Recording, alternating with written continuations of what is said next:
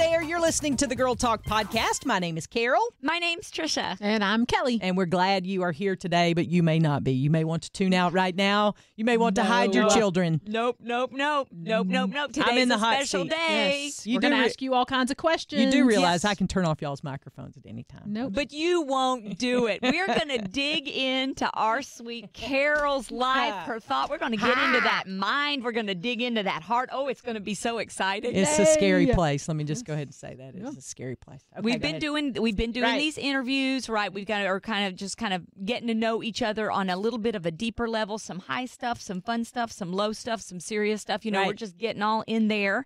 And today is Carol's turn. Here I am. We're so excited.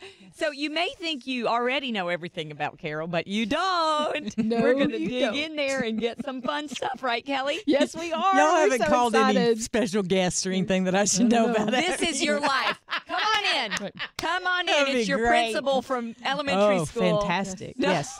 the little kid you had a crush Do you on. know? Okay. Do you know? It's funny because on Facebook, I reconnected with a teacher from elementary school, and I didn't remember this until he shared this with me. He said, "I always knew you would go into broadcasting because our school, my sixth grade year, he's one of my sixth grade teachers. He said our school got our first video camera, and he said you were always wanting to be in front of the camera." So that was look like at the first. you. I know, right? I don't Yes. even remember that, but he said it was true. And now there's So- both a camera and a microphone in your I face. know, right? Even better. I guess. Yes. Double Carol, and that's what we love. All right. We love you, Carol. Okay, you, so let's get started Okay. with the question that we've sort of been thinking about. What is your perfect day? And as we have said before, you know, there's no constraints, no Right. time, no money, no, realisticness. It can be your perfect day, however you want to spend it. How do you do it? Okay, so I would sleep late because I get up at dark 30, so that would start the day. I Okay. get to actually sleep in one day. Yeah. And my body would cooperate with that because after you do it for a while, your body doesn't cooperate anymore. So, and I am not unlike Kelly. I got to have some good coffee to start off the day. But And I how would- do you take your coffee? Let's dig in. usually it just depends. Usually, if it's just like a Keurig, like a single serve, I use creamer. Hazelnut's my favorite. Also like sweet cream, so a little bit of that in there just Yum. is the best. If I do French press, I'm more likely to drink it darker because I like the bolder tastes of French press coffee. How much coffee do you do? I don't feel like we need to share everything. No, we need to know this. The coffee I is what drink- makes the trumpet work. That is Oh. exactly. That tells you how much I've had, right? So, here's the interesting thing. I used to drink a lot more coffee than I do now because I've realized I'm getting to the age now where I realize that could not be good for my heart, to explode it every day. Because I used to just pretty much like make a pot and drink on it all day long, Really? like Okay. an entire 12-cup pot, like Uh-huh. one Oh, of the wow. That's not good full- for you? I can neither confirm or deny that. But I usually now I really limit myself to 2 or 3 cups a day. Okay. Is my like normal size cups. Now, if I'm doing something, if we have an event, if I'm doing something out of the ordinary, I allow myself more coffee on those days just because I know it's going to take a little something to get me through. So that would be it.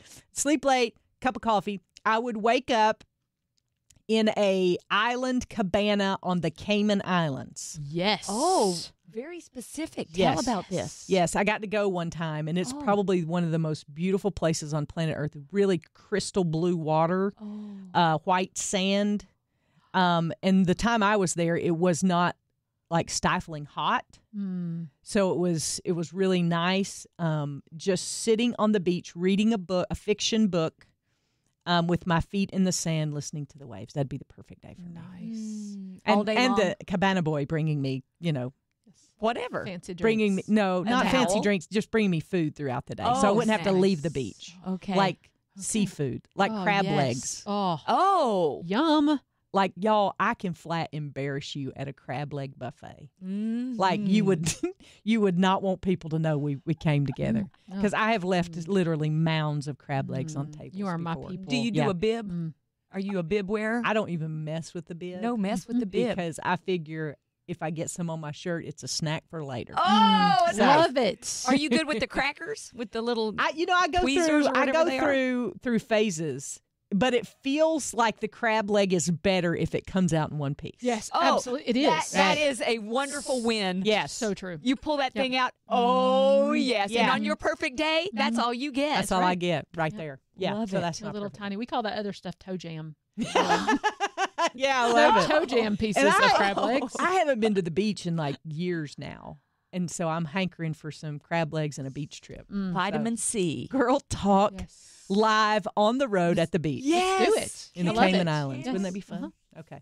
That's I all. love it. That's So- a great day. Perfect day. Okay, now second question. Mm-hmm.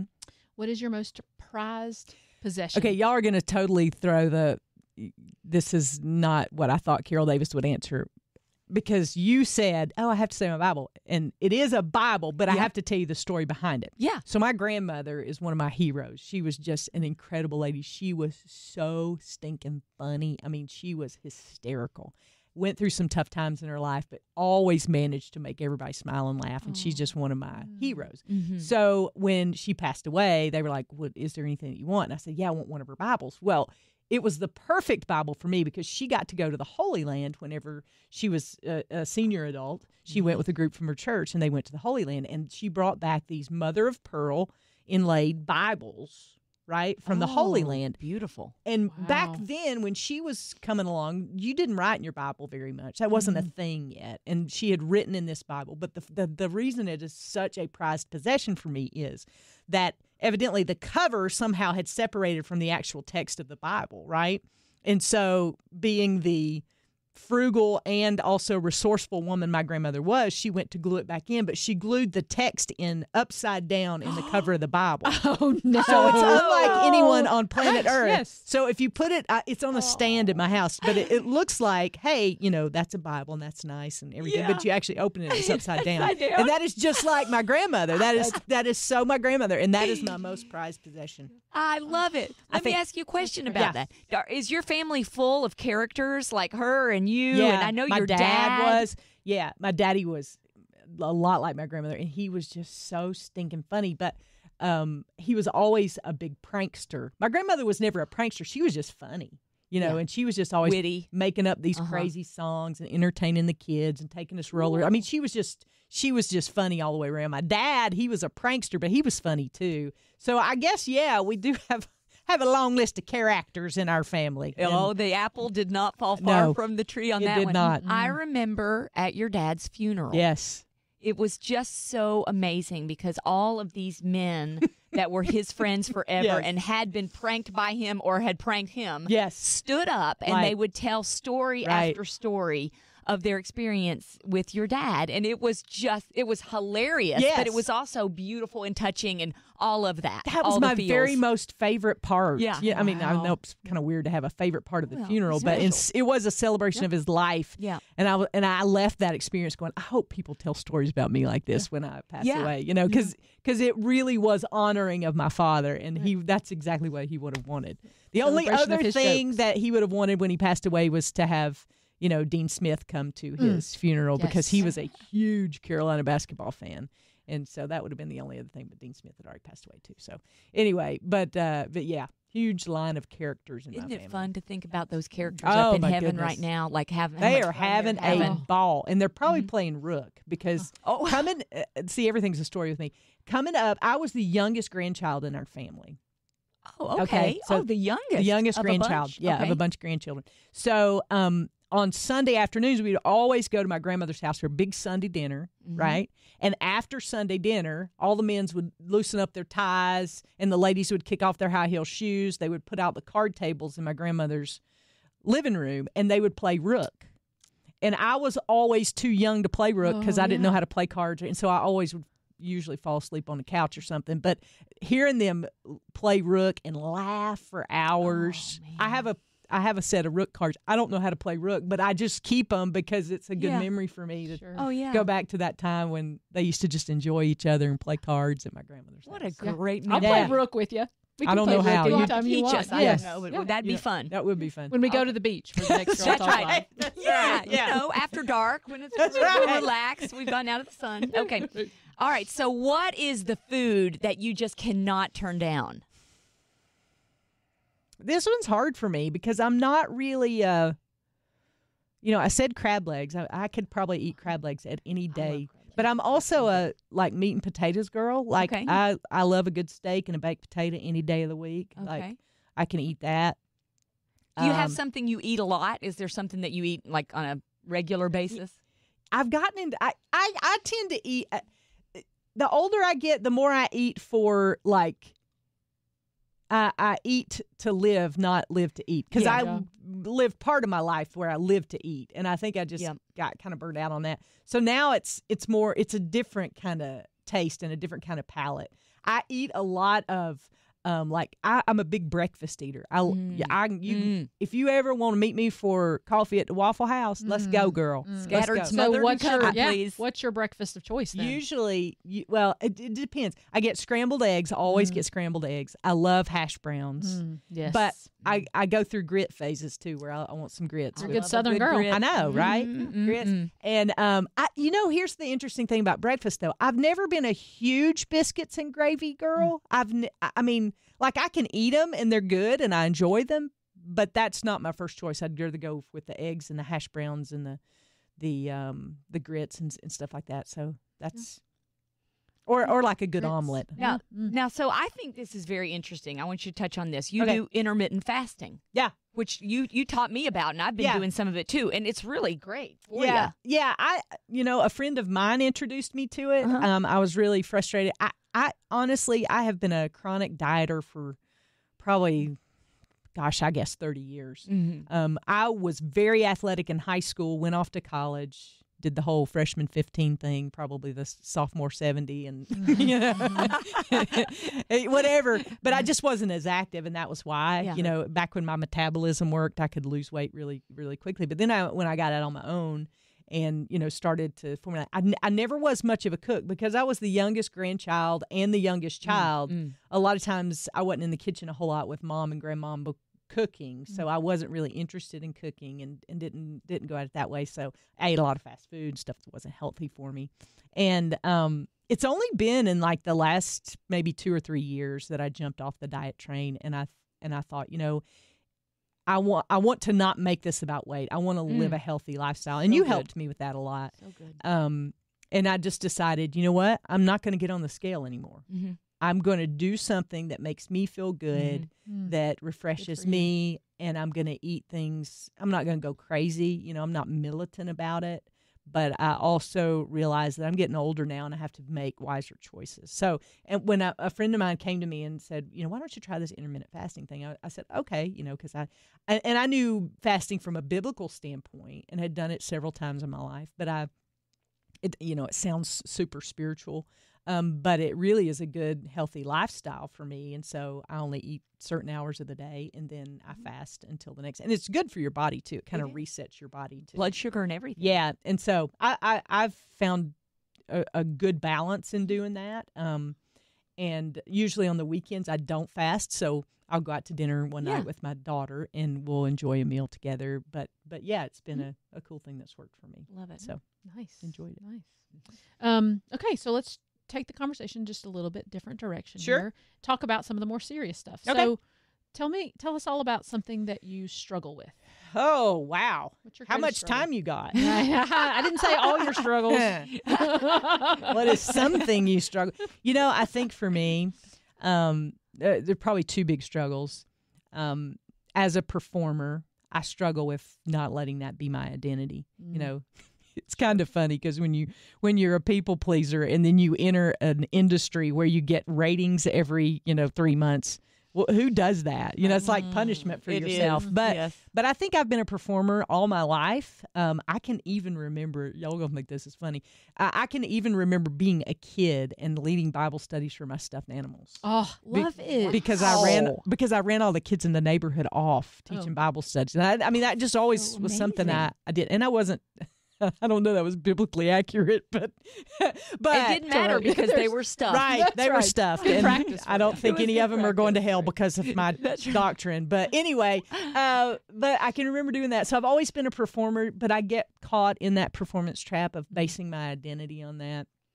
And with that, Rejection. Rejection is the hardest thing for me. If I enter a room and I see somebody who does not seem to like me and like my personality, I make it my personal mission to make them like me. I'm getting old enough now. A friend of mine said, when you turn 50, that won't matter as much anymore. So I'm looking forward to that day because that can be a real issue for me, is that I care too much about what people think. And especially people who are vocal about not caring for me, and those are the voices we hear the loudest, unfortunately. Right. Yeah. And so I'm learning a lot in that area, but I'm also not completely there. I think that'll be my struggle until I meet Jesus face to face. It's just to balance that with who he says I am and to let my identity be born out of that. Well, to piggyback on that then, what is God teaching you lately? Is he teaching you about that? Well, it's funny because when we came up with these questions, I thought, oh, yeah, I know what God's teaching me. It's this. But as I usually do, I had a, scheduling mishap. Y'all, I can't, details are not my thing, right? So I just need you to know I'm a creative from way back. And so we show up for devotions this past week, and I was supposed to lead them, and I didn't even know it. And so they were like, okay, well, it's your week to lead. And so I just started sharing. I started sharing what, God was doing in my heart and life, and it seemed to resonate with people. But it was amazing. But I'm sure it was. Well, and amazing. It's that you see life through a soundtrack that is playing in your head. We always joke about 80s music because we were, grew up in that time. But and they're just like those mixtapes you used to make. You used to play and record on the cassette player so you could get that favorite song, on that mixtape. And I've been turned on to John Acuff. It's a business book. It's called Soundtracks. But basically what he says is that there's a soundtrack running in your mind all the time. And sometimes we have to stop and say, is that a broken soundtrack? And I've had some things happen in my life recently where I realized that I was listening to a broken soundtrack that was formed in me years ago. And he goes on to say you need to retire those soundtracks and replace them. And so I'm really in a battle right now to go back and identify some of those broken soundtracks in my own life and to try to replace them and to repeat them until I really get that in my head. So that is what God is teaching me, that renewing your mind thing, he really meant that, and that it is possible. I always thought renewing my mind was just thinking about the things that God said about me, and that is part of it. But in order to do that fully, you have to go back and identify those negative things and those behaviors that your mind goes to and replace them. And that's the part that I've missed all my life. I wish I'd learned that 20 years ago. Are you doing it? I'm trying. I'm not perfect at it and never will be. But and he goes on to say that sometimes it's turning down the old negative soundtrack. The volume. Yeah, turning down the volume on it and turning up what God says about you. And so I'm in process, I'll say, but I've also learned that the journey is not about perfection, it's about progress. And when I stop making it about perfection, then I feel a lot better about where I am and growing and still learning stuff. How do you think somebody can identify the soundtrack playing in their head? Somebody listening? Well, I'll give you a very practical example. So this sounds so stupid and shallow, but I'm going to share it anyway. So we had our new pictures taken for Girl Talk, right? And y'all know I hate having my picture taken. Hate it. Yeah. Like I despise it. And I was doing a creative writing exercise one day, and it said, identify a character. It can be you, and identify something they're trying to get rid of but can't. And we had just had those pictures taken, and somebody said, you need to change your profile picture over to the new picture. And I was like, I don't really want to do that, and I hate having my picture. And I kept doing that in my head, and I started writing about this character who is me, trying to get rid of something but couldn't, and it was that thought of I hate having my picture taken. And God, very clearly in the middle of a creative exercise, in the middle of a photo shoot, took me back to why I hated having my picture taken. It happened 20 some odd years ago. I was on a trip with a big group, and somebody took a picture of me that was less than flattering. And it was somebody I trusted, And when we all went to dinner that night, I walked in and everybody started laughing and punching each other. And I knew that the picture had been passed around that room.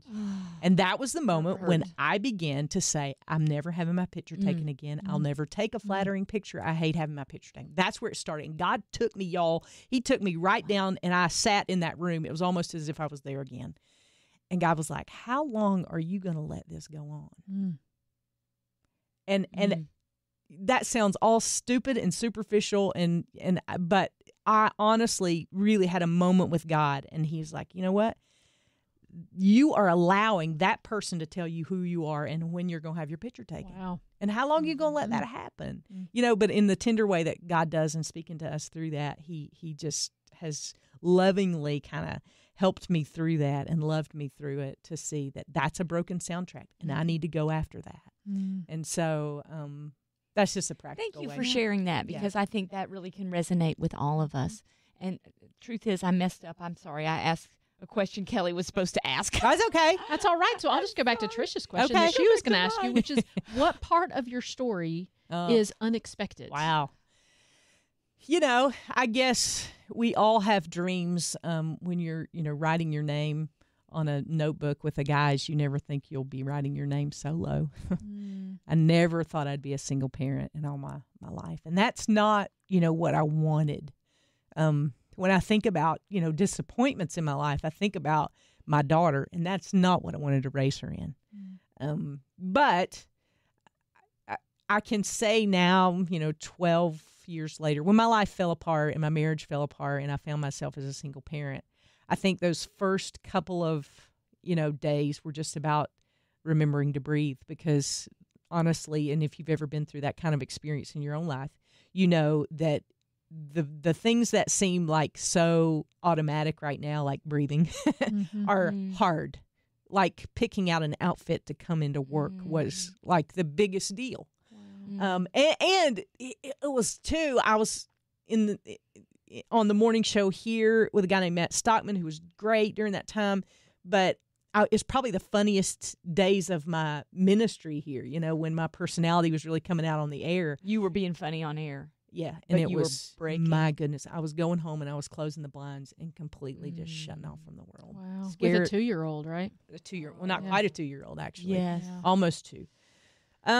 So that was very unexpected. And in the days that followed, I had to step down from the morning show and take midday show because I didn't have anybody to stay with my daughter in the mornings. And I did that for about a year.